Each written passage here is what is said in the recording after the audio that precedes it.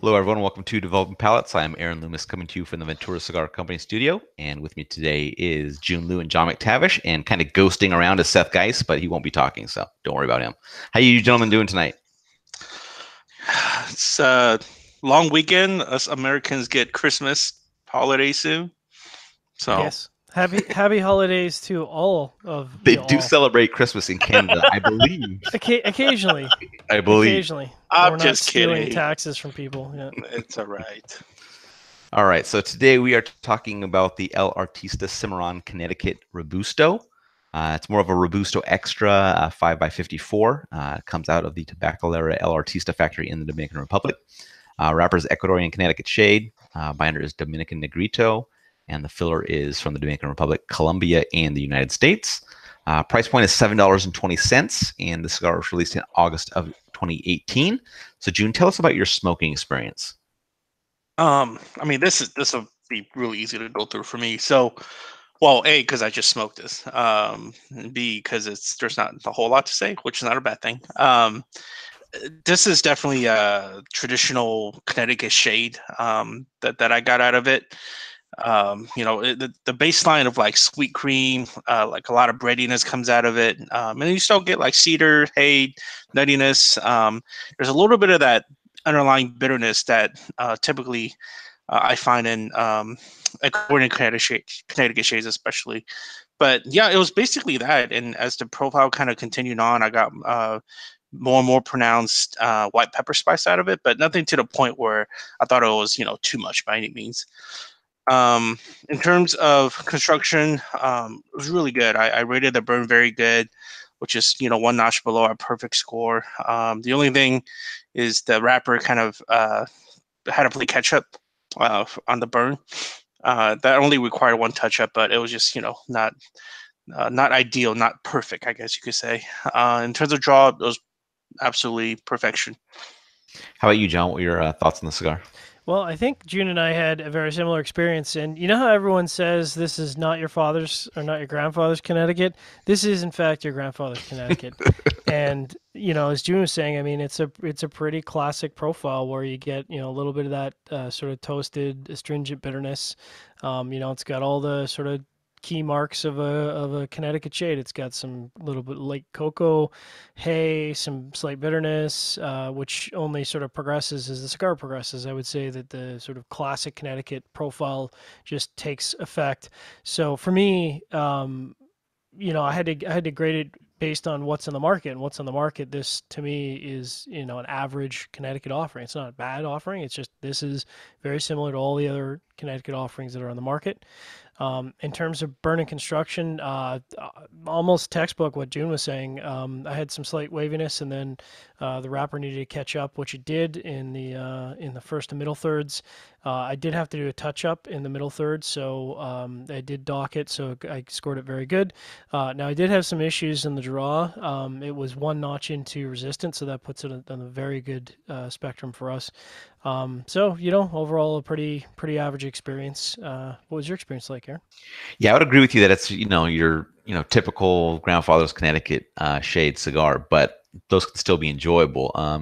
For me, it starts out with wood, hay, a little bit of cream, some subtle black pepper. Look, about half inch or so, I get a like kind of a toasted note that goes along with the wood. Further in, kind of still toasted wood, hay up front, cream in the background, a little bit of pepper still kind of hanging around on the finish. Retrohale's mix of that wood and some baking spice had a nice little zing to it. A little bit of kind of cream in the background. Strength's just kind of right around that mild medium mark. Second, third, kind of continuing on.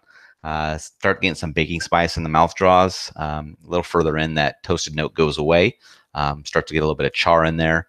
And then about an inch in, retrohale's kind of showing that toasted and slightly charred wood. Still a little bit of baking spice in there. And that's kind of how the second, third finishes up. Strength bumps up to be slightly below medium. And then in the final third, a little dry earthiness comes in. Hay and baking spice kind of leave the profile. A little further in, dry earthiness kind of takes over the profile. Some little charred wood, cream in the background. And then a little further in, the charred wood takes the lead over the dry earthiness and kind of knocks down most of the dryness. Retrohale is kind of the creamy version of the charred wood. And that's kind of how things wrap up. And strength still bumps up to be right at medium. Regards to construction, very similar experience to what Jiunn had. Burn was just a little bit wavy at times, but it always kept up with itself. Ash held on through each third, and I thought the draw was perfect. I didn't have any issues with that at all. So, Jiunn, what were your overall thoughts on this cigar? I like it. Call me liking Grandpa's cigars, but I like this kind of stuff. I mean, I thought it was, it was sweet, it was creamy, had a little spice, wood going in there. I do think it was a really good job whoever blended this to keep enough of the bitterness to make it an accented flavor, but not so much that it just was like super astringent and you didn't want to smoke it. Because there's a fair amount of Ecuador and Connecticut that was like that, and I hate that about this wrapper. Yeah, I definitely smoke it in. It kind of makes me wonder though, like I kind of want to go pick up like a Macanudo White again at some point, and just to see what I really think about that cigar, like Grandpa's actual cigar, Yeah. But this one's good. How about you, John? What were your overall thoughts? Yeah, I mean, it definitely, like you said, it's definitely a grandfather's Connecticut, and there's nothing wrong with the cigar. It was well constructed, and it's a very classic Connecticut profile. But I just think, its position within the current marketplace against other Connecticut's, other cigars that are in this sort of style, is that it doesn't bring anything that just makes it a distinction from those cigars. So for me, that's an average cigar, and that doesn't mean it's a bad cigar. It just means that there's nothing about the cigar that makes it stand out against someone else's Connecticut blend, for me, at least. Yeah, I would agree with you in part that there's nothing that makes it stand out from a traditional Connecticut. But for me, I feel that it's a well-done traditional Connecticut. So there's a lot of them that are supposed to be the traditional Connecticut's, but they're poorly done, like Jiunn talked about too much bitterness and things like that. I think the balance was very good in this one. If you are somebody that gravitates toward Connecticut shade cigars and you like that classic profile, not kind of the newer generation of that, this is a good version to try to see if it's something that fits in your profile and be something that you want to go after. I mean, construction is really good, balance is good, price point's fantastic on the cigar. So there's a lot of things going for it if this is kind of your cup of tea. I mean, I know there's a lot of people that do reviews and things like that. This just isn't their wheelhouse, so they're gonna probably that may not be what hits them. But if you are a fan of that kind of genre, this would be a good fit. All right, so let's get into the scores. So we'll start at the top. Jiunn, you gave it a 7.07. I gave it a 6.72, and John gave it a 5.15. So, Jiunn, how do you think that matched up with your experience? Match well. It is definitely going to be one of those, on the cusp, perhaps, of my top 25 for the year. I have a lot of these that I need to go through for the top, cigars of the year. It'll definitely be on the bottom of that, top 25 if it gets in. But what that means is for me is a good cigar, and I would smoke it $7, and you probably most likely find it cheaper because, I mean, nobody buys fucking MSRP cigars. Right. Yeah. My score is, we ranked it the same except for in the final third I had to drop down one notch from you. Otherwise, we scored it identical. So I have no problem with the score.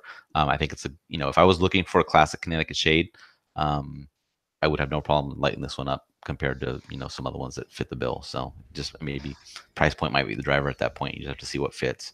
All right, John, 5.15. Explain yourself. Yeah, the role of Aaron Loomis, cigar hater, will be played by John McTavish this evening. Yeah, no, I think you're right. I think the position of this cigar, I think where it's probably going to shine is in the value category. I think this is going to score really well at the end of the year in terms of price point per value. But again, like for me, there's a lot of Connecticut's that I've smoked this year that are going to show up on my list that I just thought were done better. And again, I don't think it's a knock against the cigar. I think it's a perfect example. If you're a Connecticut shade smoker, then this is a cigar you want to pick up because it's at a reasonable price and it gives you that classic Connecticut profile. And there's absolutely nothing wrong with that. Yep, exactly. All right, if you're just catching this video on YouTube, be sure to subscribe to us, but also check out the full written review on the website, developingpalates.com. Follow us on all the social media channels, and you can catch all of our reviews on podcasts, iTunes, Google Play, and Podbean. Thank you for tuning in. We'll catch you on the next one.